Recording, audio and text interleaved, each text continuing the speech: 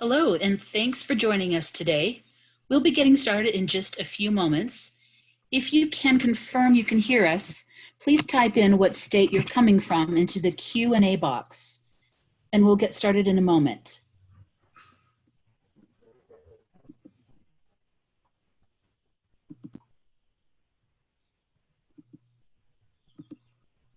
Great. So, again, if you're just joining us, please let us know what state you're in by typing it into the Q&A box, and we'll get started in a moment.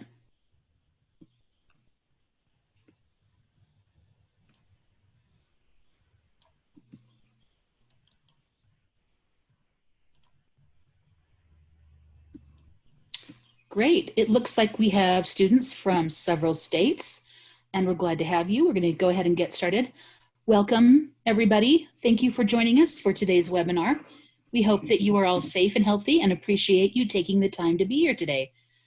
And just a little housekeeping before we get started. We'll be running a live Q&A at the end of the webinar. So if you have any questions during the presentation, please type them into the Q&A in your Zoom control panel. And if you miss anything, don't worry. We'll be sending around the recording of this webinar when it's available. We will also be presenting poll questions, so have your mobile phone ready to text in answers, or there's a web option as well. My name is Amy Chamberlain, and I'm joining you from the CE Shop, the leading provider of online real estate education. Today, we are reviewing Valuation and CMAs as it relates to your licensing exam, presented by Larry Starbuck. Larry comes to us with many years of experience within the real estate industry, including serving as the board of directors for Oklahoma Realtors for 9 years. Now, without further ado, we will turn the time over to Larry.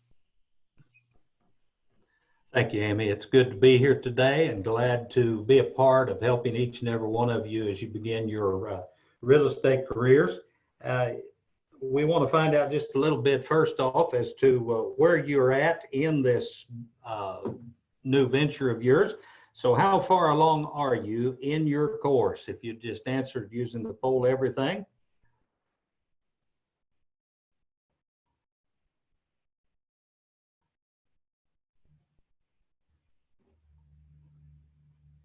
Very good. Well, looks like the bulk of us are just getting started pretty good here, and my numbers just changed. So we've got a third started, and a third halfway there, and a third almost done. That's great. Well, we want to take just a little bit of time to remind you of the test topics, the percentage that's being given. Of course, today we're going to be working with valuation and marketing analysis, which encompasses 7% of your test topics. So while this is not a category, it is certainly a very important category for us as we study for the exam. It's also an extremely important category for you as far as your real estate career is concerned. 7% of the national exam will cover the areas of appraisals, estimating values, and the competitive market analysis. The appraisal is the certified. The competitive market analysis is done like the appraisal. However, we are not the certified professional. We are professional salespeople, but we are looking to estimate a value because they are only worth what the market will bear. And we're going to look at the economic principles as well as the marketing concept. Although a small percentage of the questions on the exam will ask you just to match a word with its definition, the entire test relies on your understanding the questions. So vocabulary is very important. People taking the exam often feel as though the questions are tricky. Those who write test questions don't intend to write tricky questions, but the nature of the written word is such that if you don't have a clear understanding of the meaning of the words in the question, it's easy to answer incorrectly. A CMA is done by a real estate professional. It is generally done for a buyer or seller client to help them in understanding. These are some definitions that are important to you. The absorption rate, which quite simply is the number of properties a particular market can handle, which will tell you whether you're on a buyer or seller's market. Appraisal, being an opinion of value, but it is a certified opinion.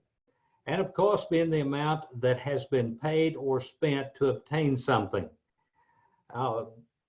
The CMA, comparative or competitive market analysis, we can't seem to decide which one of those two we want to use. You'll hear it used both directions. Most of the time we just use the initial CMA, and we're working to get a value, not to determine which word's correct. Market value is the most probable price that a willing party that's knowledgeable of the market would give, and of course the price is the dollar amount of the property. Now, the appraisal process is there to determine how much money can be borrowed on the property. There's many reasons to get the appraisal. Probably the number one reason is that your lender is going to require it. And that could be said, and many realtors will refer to it as a very subjective process, because the appraiser takes the offering price and tries to prove it based against past sales. If they're going into that category where mortgage insurance is required, that is going to be determined by the appraised value of the property, which makes a difference in their down payment. The price at which the list of the property, the amount of the property, or amount of the offer that you're going to make on the property. Sometimes in the legal process, the appraisal is used to decide what the divisions of assets will be, usually in a divorce, but it can also be in condemnation proceedings, as well as settling of estates. Now, the appraisal process. When the appraiser looks at the property, they begin first by identifying the problem. Well, the problem quite simply is we have an offer of X amount of dollars on this property. Is it worth it? Then they have to determine the scope of the work. Some properties are more difficult to appraise because of the amount of comparable properties that are in the area. And some properties have plenty of property. The more comparables they are, the shorter distance they're going to go back. Further back they have to go, then of course we have a greater problem of making value. Third step in the process is to collect the data. Go out and get the right comps, the right descriptions, make sure that they are setting the standard in accordance with the market, and then they analyze it. They do a site value opinion. I will warn you, as a longtime realtor, if you're there when the appraiser does his site valuation, or does these evaluation, keep your mouth shut so that you don't get yourself in trouble, but also so you don't misunderstand what they're saying. But the site value is the land. It said that land is both indestructible, and it's thus its value doesn't depreciate. So they've got to subtract from the overall price to determine the price of the improvements. Then they're going to apply the values using the cost, sales, and comparisons methods to do so, and reconciling them, which is not an averaging of the three methods, but rather is giving the appropriate weight to the one that showed the highest and best use of the property.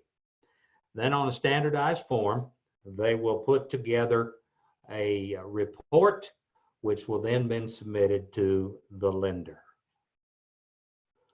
So let's take a little quiz at this point. Which is the correct order of steps in the appraisal process? You may mark your answer when you have it.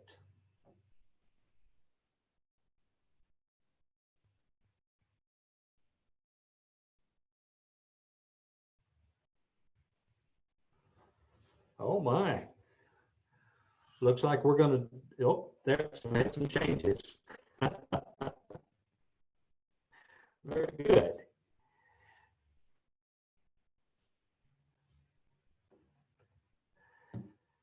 So which is the correct order? If you answered D, determine the purpose of the appraisal, research specific property information, and complete the appraisal report, you answered correctly. Remember that you've got to determine the purpose of your appraisal even before you look at the property, so you know what kind of appraisal, or the appraiser knows what kind of appraisal that they need to do. And then you can move on to the research as well as of the analysis and completion of the report. Ferreira, is the appraiser's requirements that they operate under and the rules that they live by. The Financial Institute Reform, Recovery, and Enforcement Act of 1989. And according to this act, all states require appraisers to be state licensed or certified in order to provide appraisals by federally regulated lenders. By definition, any real estate loan made by a federally regulated lender is federally related. That's a tongue twister there for sure. So they have the main thing you have to remember about FERRERA is that they regulate appraisers. Important to understand the factors that influence value, and the use of the acrostic dust has been used throughout the years to help us remember that. It's a very good process. Whereas we remember what's the demand for the property and how many people want it, because we know from our study of supply and demand that if there is more property available than people that want it, it brings the price down. If there is less property available than there is people that want it, it brings the price up. So what is the demand for this property? The utility is related to the function and habitability of it. Is it habitable in its current condition? Does it need updating, repairs? Do current zoning rules keep it from matching its intended use? If a buyer wants a commercial property, but the current zoning is residential, this impacts it. Scarcity, how many of them are there? If everybody wants it and there's only one of them, it's worth more. If nobody wants it, well, doesn't matter how many of them there are. But the scarcer it is, the higher the price comes. And the one that sometimes causes us title issues, and that's transferability. It refers to the ease with which the seller can convey the property. Our goal in a marketable title is always to have a title that if the buyer wanted to become the seller the next day, that they have a title that they could market. So it refers to the ease with which the seller can do that. Factors such as deed restrictions, clouds on titles, tenants in place can make it more difficult to transfer the title because the buyer would have to accept all those encumbrances if they weren't satisfied. Which of the characteristics of value will be negatively influenced if unemployment rates increase in the local market? And you may answer now according to your understanding.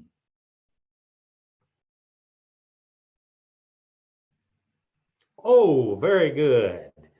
That is a supply and demand question, and if you answered demand, that is correct. If everybody in the market's unemployed and nobody has any money or can get financed, well, there went the market. How does a cloud on a title impact the value of real estate?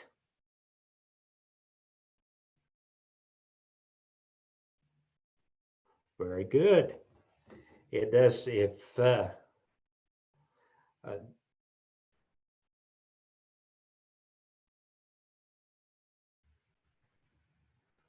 well, some were still answering. We changed we're still good. Understand that clouds can be remedied. It will decrease the value unless we can remove the cloud. And the title companies are the ones that will work on that for the most part, whether we have to do quiet title suits or quit claim deeds, the things that are done to remove the cloud. But if there are obstacles that cannot be removed, it will indeed decrease the value. The only time that issue, clouds on a title would make a property worthless is if they were uncorrectable. If you couldn't fix them, then of course they would destroy the value of the property. And that does happen, but it's usually in environmental issues. Let's take a look at the principles of value upon which the appraiser relies. Anticipation. The value of the property today is the current value of the total anticipated future benefit. For example, a commercial property is leased for $12,000 per year for 30 years. The value of property is based on the income that is expected to be increased because they're looking at what appears to be a $12,000 a year guaranteed income. Competition. The more similar properties are on the market, the lower the price will be driven. Competition is related to supply and demand. The greater supply, in other words, more competition, the lower the demand. Less competition increases the demand. There is what we used to call the law of substitution. They will not pay more for your house than they can buy the exact same house next door. Then conformity. The value is created and maintained when the characteristics of the property conform to the demands of the market. For example, a house built in the middle of a commercial zone due to zoning changes would be valued differently than a house built in the middle of a neighborhood because of possible income production. There's an old rule and saying, pattern that we follow in real estate about sizes of property. You don't want to buy the biggest house in the neighborhood, but you don't want to buy the smallest house either. And that's talking about the principle of contribution. Will a change in the property impact the whole of its value? If I add on to this property, will it make it worth more? If I take and convert the garage to a family room, will it add value to it, or will the missing garage hurt it? And that will depend upon the area. Highest and best use. The reason that we do all three methods of appraisal is to determine which one will bring the greatest value to the property, because this is the most profitable use that is both legal, conforming to all zoning and police power requirements, and economically feasible. Won't cost more than the increase in value. Value is the highest when land is used for its highest and best use, and the appraisal is the objective valuation we use for that purpose.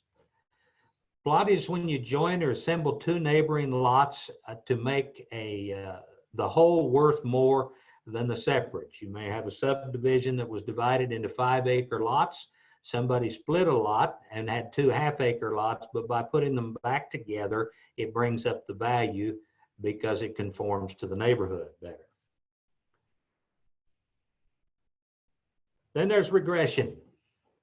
If you have the largest house in the neighborhood, the lower quality properties are going to bring your price down. Progression is the opposite. This is the value of a lower qualified property gains by being near a higher qualified property. This is why if you got the smallest house in the neighborhood, you benefit from progression. If you got the largest house in the neighborhood, you suffer from regression because, again, of substitution. People will not pay more for the same property just because you own it. Property's value is determined by what it would cost to purchase a similar property.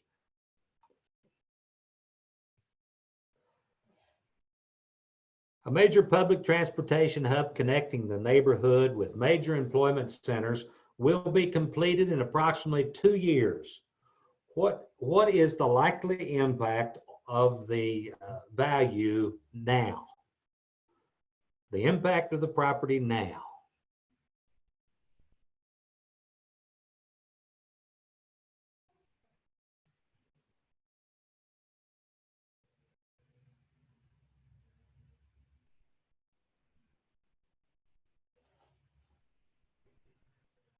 All right. Here again, we got some differencing of opinions. And of course, the values will likely increase. And this is because of the anticipation of what is going to change in the employment or population of the area in the first 2 years. Some of you marked A, that the values will decrease initially due to construction issues. There may well be some people who become distressed or depressed because of the construction and may move out of the area, but anticipation will normally override that because people are looking ahead for investment purposes. Values won't change immediately, but increase or likely as soon as the hub opens. I suppose in the real, some of you answered, that was the second most answered one, I believe. But as a general rule, when we start hearing rumors even or talk officially of a change that's going to have a positive effect, values begin to change quickly because people are going to price their property according to what they see the future benefit of, especially if they've got a good realtor helping them making that decision. Select the description below which best exemplifies the principle of contribution.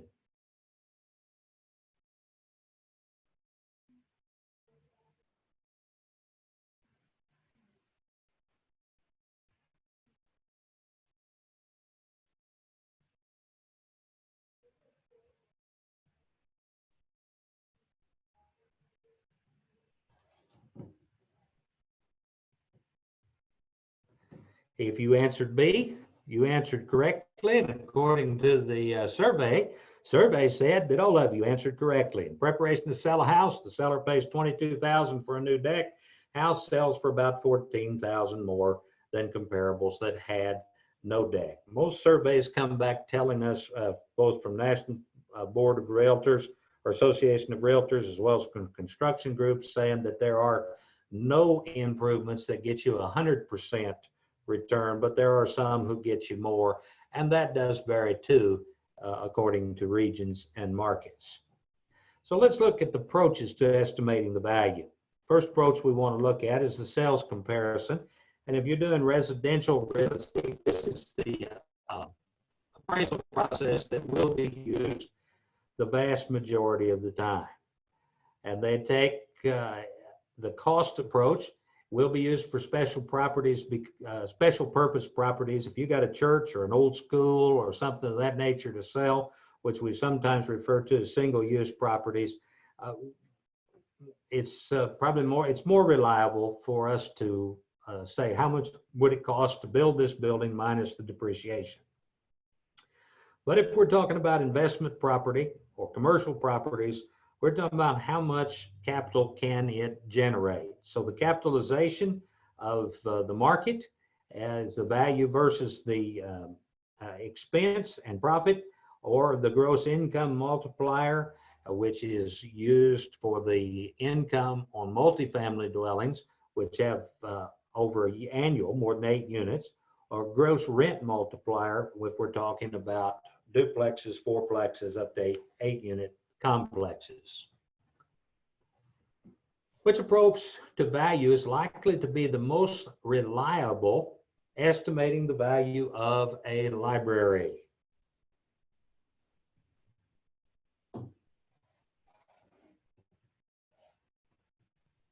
Very good. You were being real quiet there. I thought maybe that term library slowed you up a little bit.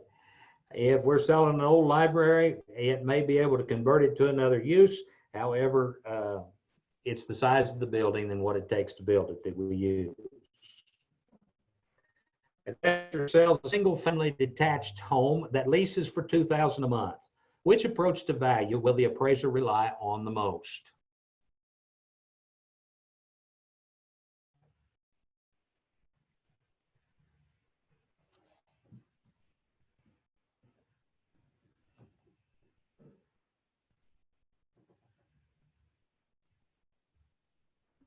A single-family detached home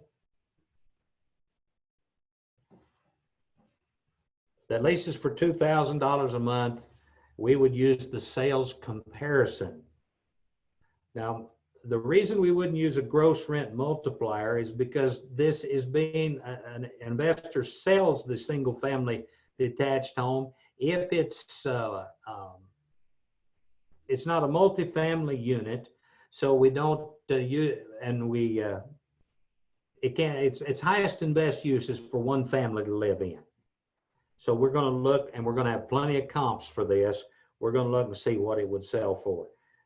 Now, if indeed wanted to use it as a rental, yeah, the gross rent multiplier would help in determining whether or not $2,000 a month was a good rent for it, whether it's too high, too low, or whether you could charge more. Sales comparison approach. Sale price of comparables adjusted based on property rights, financing concessions, marketing concessions, term conditions of sale, location, and the physical features and amenities. Now, I want to point out at this point, and I'll remind you when we get to CMAs, that the appraiser makes adjustments on all of these factors. Unfortunately, many times realtors simply take the square footage and multiply it by the square footage price. And that's not the way an appraiser does it. So we need to be more mindful to these adjustments. If the comparable property is worse, we add to the price for which it's sold. If the comparable price is better, we subtract from the price from which it is sold. We always adjust the comparable. You never adjust the subject property. The garage, I think, is probably the easiest illustration. A two-car garage detached costs more to build onto the property than a one-car carport. It has greater benefits, but it does not come into effect in the square footage. So in this example, you got a two-car versus a one-car carport. You're going to add to the comparable, whereas you got less living space in the subject property than you do the comparable. So you've got to subtract a value from that. Which of the following would not be a reason to make an adjustment to a comparable property? Remember, would not be a reason.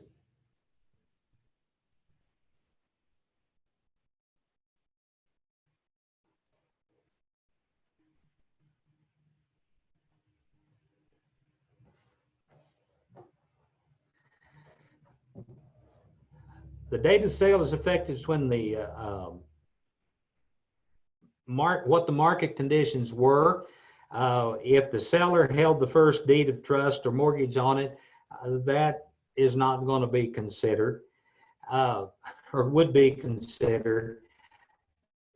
The appraiser does take into consideration if in past sales the seller paid buyer's closing cost. In fact, buyer's paid costs by the seller usually are deducted from the appraised value. So if you're going to sell a property for, say, $100,000 and pay $6,000 of closing cost, which is not unheard of with some loans, then that property is going to, in the appraiser's mind, is going to have to appraise for 106 or more. No real estate license involved. Whether there is a real estate commission being paid or not does not affect the value of the house, would be the correct answer on this.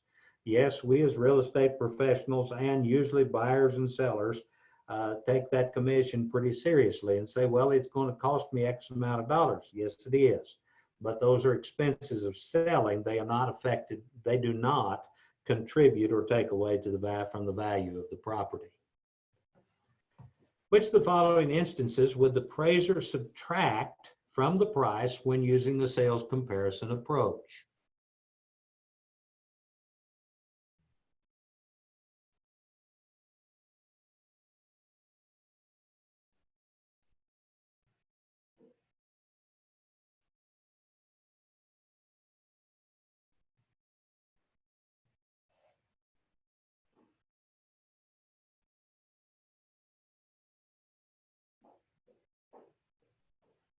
I'm waiting for your final answers. It looks to me like we're changing our minds here some.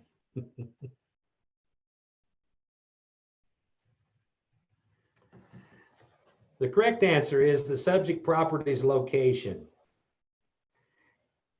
Now remember, it's going to subtract from the price when using the sales comparison approach. So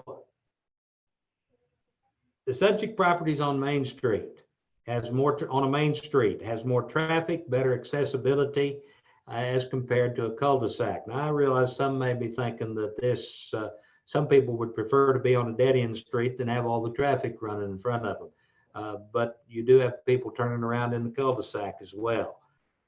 But on that main street where the subject property is got more appeal than the cul-de-sac, so we subtract from the subject property. If the comparable was 300 square foot smaller, we would add to it to compensate for the larger size of the subject property. Of course, both houses built in the same year. We don't have to do anything there because they're completely compatible in that category.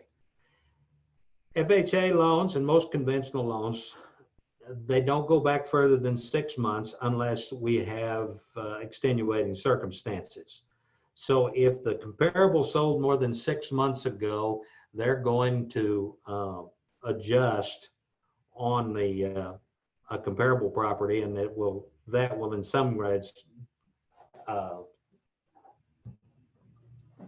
well matter whether you have an ascending or descending market as to whether you would add or subtract. But location is always important.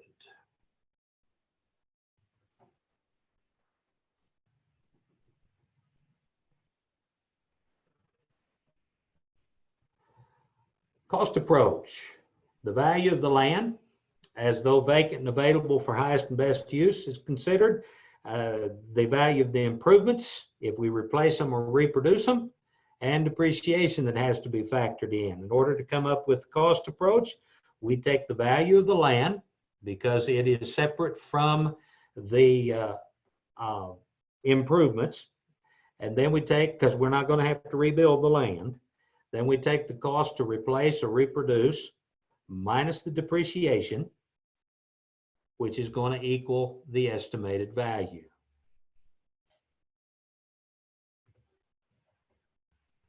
In which approach to value does the appraiser need to calculate depreciation?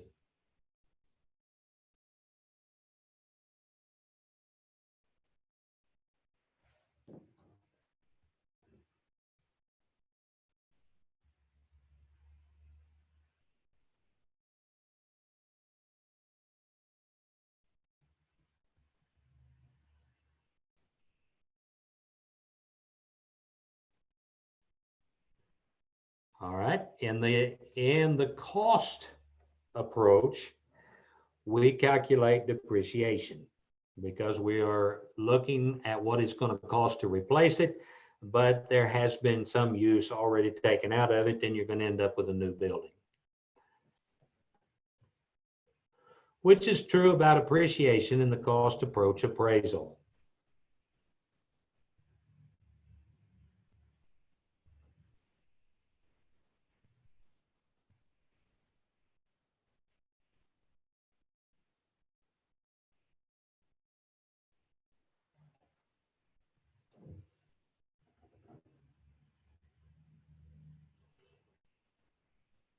Okay, I realize that this question, there were some of you said you were only 20% into the course, and you may not have gotten to this point yet, but the correct answer is external or economic obsolescence. Depreciation is based upon the deficiencies with the improvement. The physical depreciation is always curable, but whether it is financially feasible or not is what makes it decision as to whether you cure it or not. Necessary repairs would be considered functional obsolescence, but we cannot control what has taken place off the across the property line that somebody else has control of. The only thing we can control is the condition of that property, so or its functional obsolescence. In a cost approach appraisal, the value of the land is estimated to be $150,000.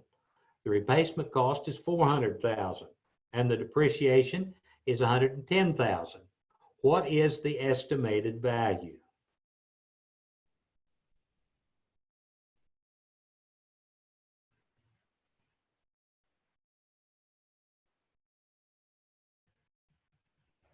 Ooh. Very good. The answer is C, because you take the value of the land plus the replacement or reproduction cost minus the depreciation. So in this example, we had the land is worth $150,000. it is going to cost $400,000 to replace or reproduce the structure, minus $110,000 for depreciation, which makes $440,000.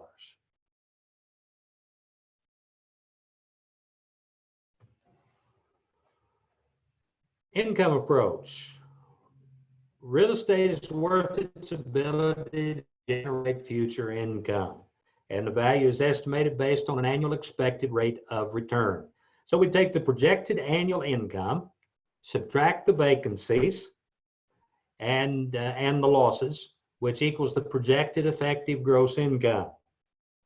When we have the projected gross income, we subtract the operating expenses, which equals the net operating cost, and then divide that by the capitalization rate, equaling the net or estimated value of the property.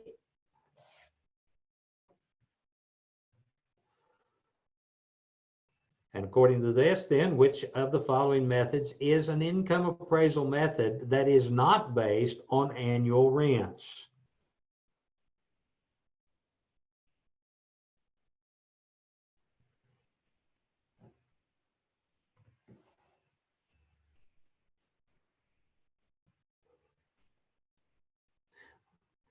I want us to look at these terms since we did, and again, you may not have yet come to this in your studies yet, but capitalization estimates the annual rents plus other income. The gross income multiplier is less exacting since it does consider expenses, but it is a multiplier applied to annual gross incomes. Then the gross rent multiplier, similar to the gross income multiplier, but it is applied to monthly rent as opposed to annual, and it is likely to be used to back up to a residential property that is rented. Primary method for single family residence. The quality survey method has nothing to do with the income approach. It is the most exact method that the appraiser uses to estimate the replacement reproduction cost of the improvements in a cost approach appraisal. So if you answered gross rent multiplier, you got the correct answer.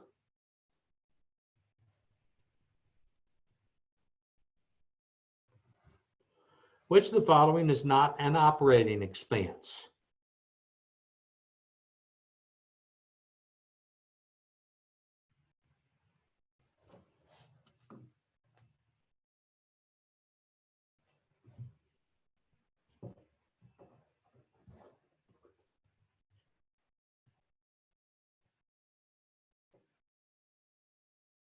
Very good. We were split pretty evenly on this one.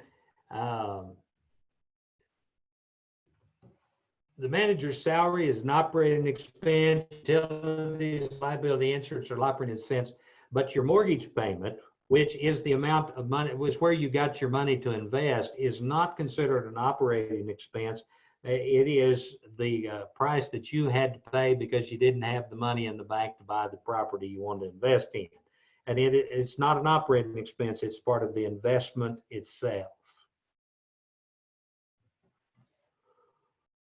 Which is not true of capitalization rates.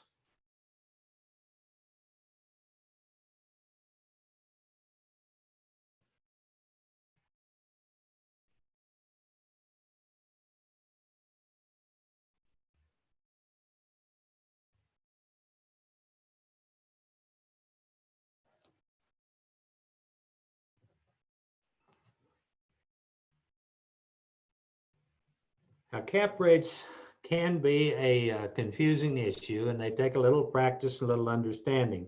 But the higher the cap rate does not mean that it's going to result in a higher estimated value. And I would say from those results that probably need to spend a little more time on cap rates in your studies so that you understand those a little clearer, but because they are an important factor in determining value. Capitalization rate is 7%. Operating expenses are $150,000 annually, and the annual net operating income is $850,000, what is the value? This is the best way to learn how to apply cap rates.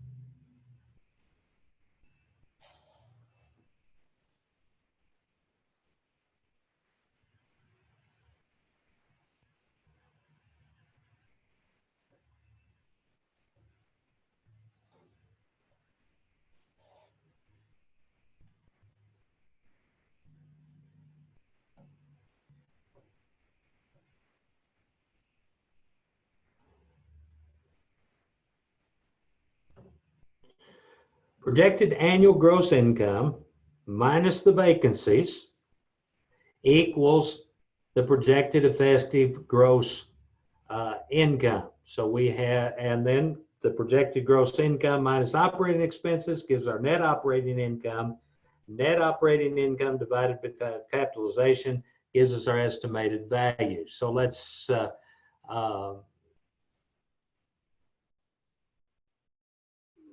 look at this again. We have a net operating income of 850,000.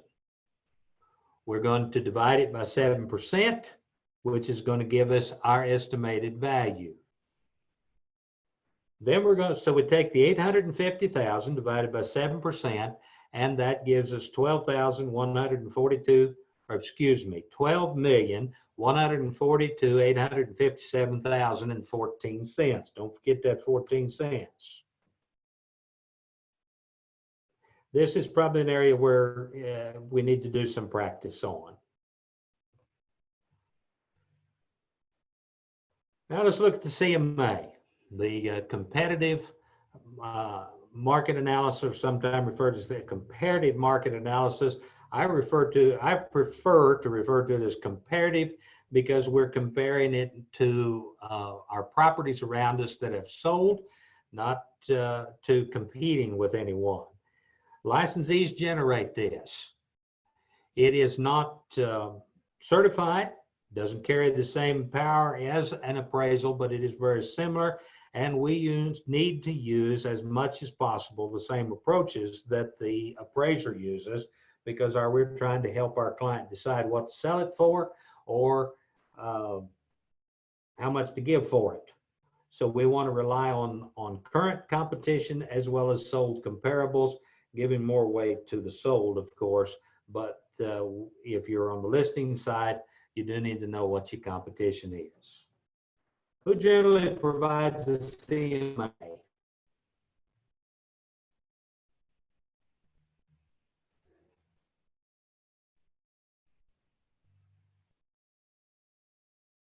Very good.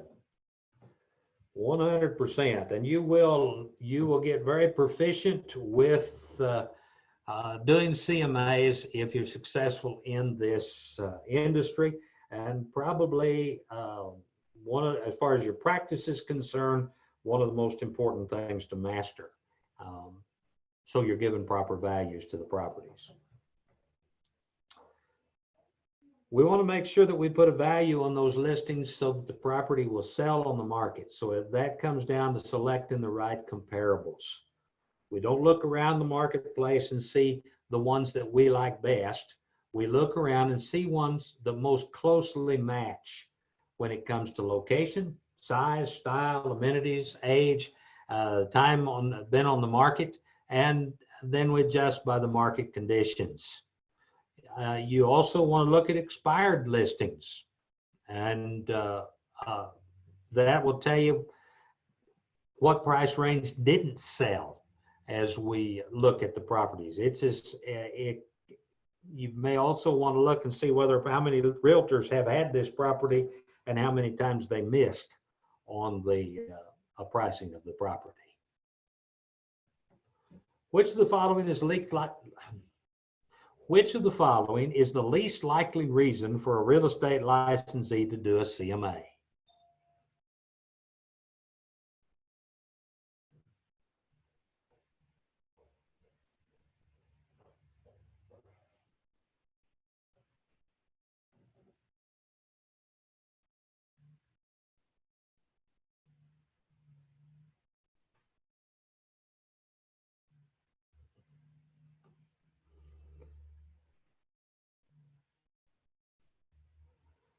I'm hesitating because I think some of you read the question again. You're changing your answers, and that's good.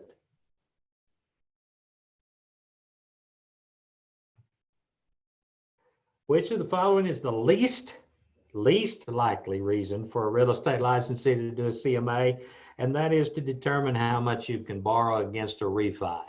We generally are not even involved in refinancing. That is the bank that does that. But when you're working as a buyer's agent, you certainly need to know what the properties in the area is sold for so you can judge whether or not they are making a justifiable offer. When you're working with a seller, you don't you don't want to leave money on the table, but at the same time, you don't want to overprice a property and thus cut down on the showings. And you will do a number of CMAs to persuade a client that the price needs adjusted, either because of change in market conditions or because we overlisted it to begin with. What situation calls for the licensee to adjust by adding to the price for which the comparable sold?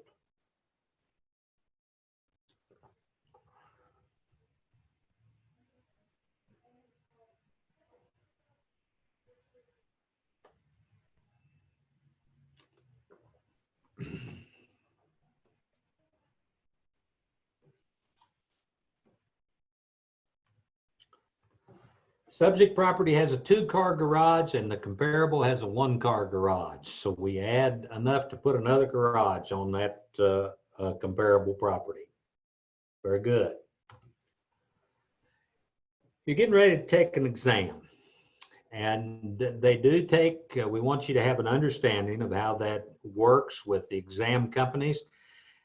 When they have experimental questions, they put them at the front of the exam to test those questions to determine whether or not they're a good question. If too many people get it right, well, it may be too easy a question. If everybody misses it, well, then of course we have a situation where we need to adjust the question to make it a little more challenging. These are ungraded. The timer is not running, so they not going to count against your time to take the exam. So, but take those questions as serious as you would any other question. But understand when it says those are experimental, some states they say practice, you are not being graded on those. Check your candidate guide because each state is just a little different. The number of questions, their passing score.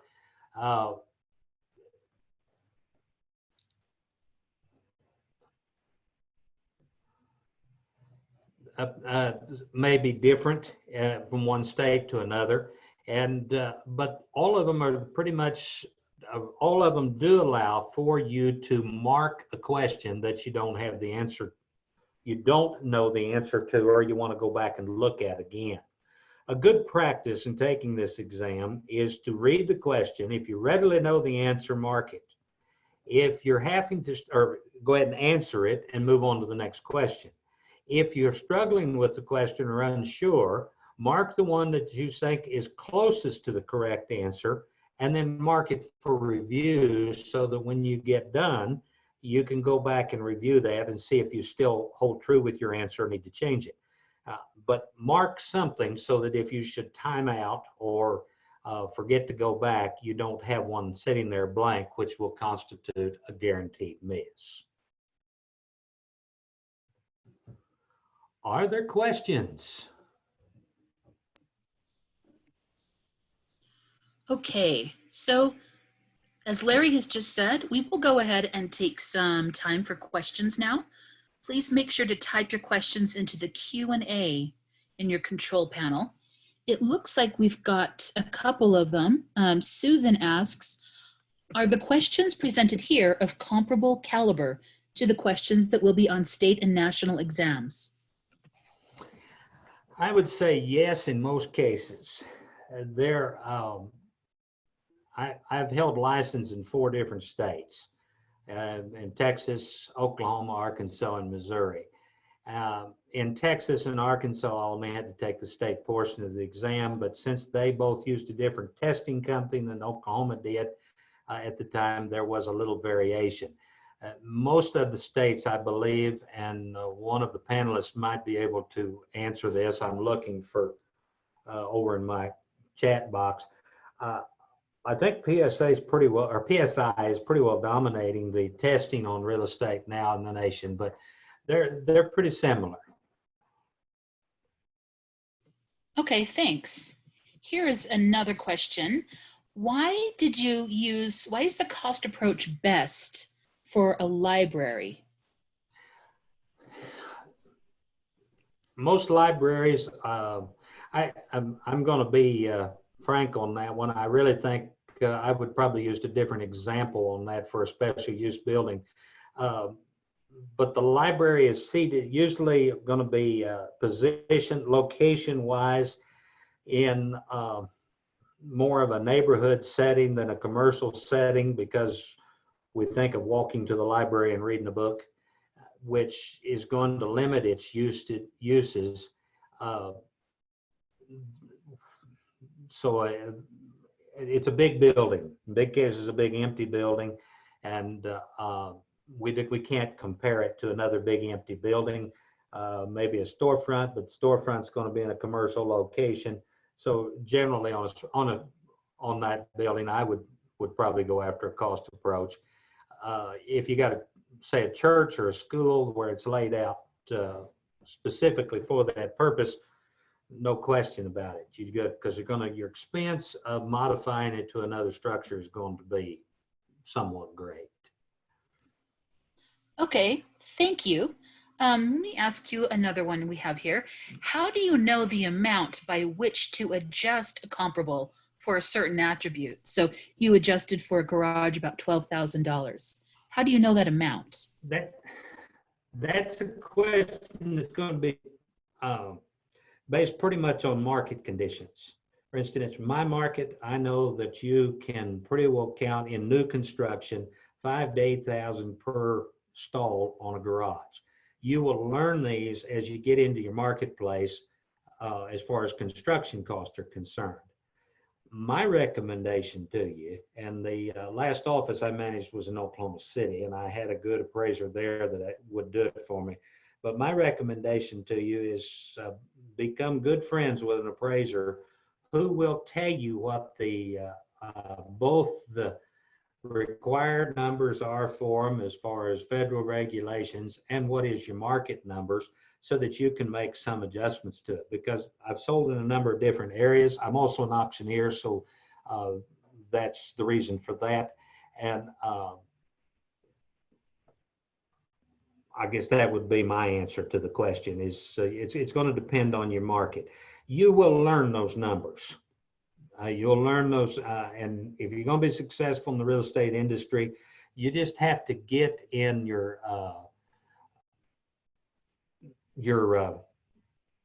mind the numbers for your market. Somebody says they want 1,800 square feet. You need to know that's 2 years old. You need to know what that price is going to cost them, and you just learn the numbers. You don't have to worry about it for the test, and it will come with experience in the business. Okay, here's another one. How is cap rate determined, and why is it important?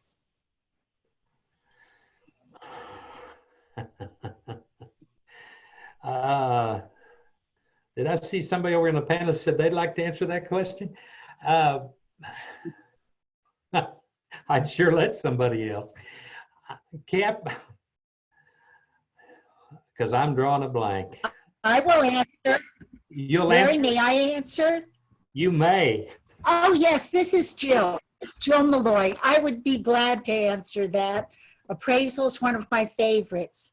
So The cap rate really is related to what would be a reasonable rate of return for an investor to expect on their investment in a certain type of building. It's not the same rate for every single type of investment, but when we talk about rate of return, a cap rate is actually a percentage of what they have to pay for it.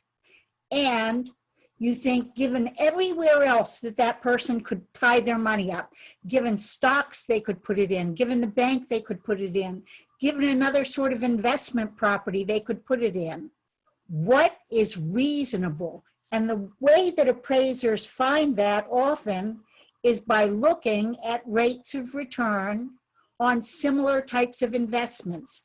Does that answer your question?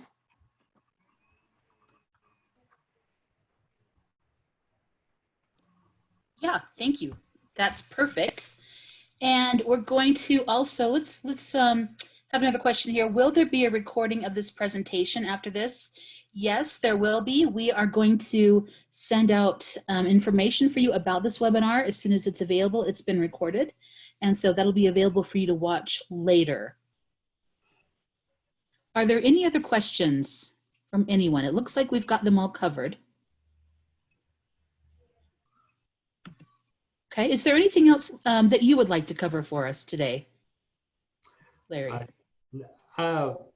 Just to encourage you, I've never regretted getting a real estate license. I know at this point you're going to learn a lot of information, and but you can learn it. And once you get through the test and you get started in an exciting real estate career, you will forget all the pain and suffering from this process. But it's certainly a pleasure of mine to be a small part in helping you get started. I've never regretted getting a real estate license. You know, that's a really good note to end on. I would imagine that a lot of you are feeling like this is a whole lot of learning and a little stressful, but it's nice to know that there's some good experiences that await you on the other side of your test. So I think it looks like we've covered all of our questions, and we appreciate all of you being here. I'd like to thank Larry for joining us today. Your knowledge, expertise, and willingness to share it with our student community is greatly appreciated, Larry. And again, I mentioned this before, but look for an email from us with this presentation and keep an eye out for invitations to additional webinars in the near future. Once this webinar ends, you'll have the option to fill out a survey. If you can take a minute, we'd love your feedback so that we can continue to provide valuable webinars for you. Thanks again for joining us today, and we will see you next time.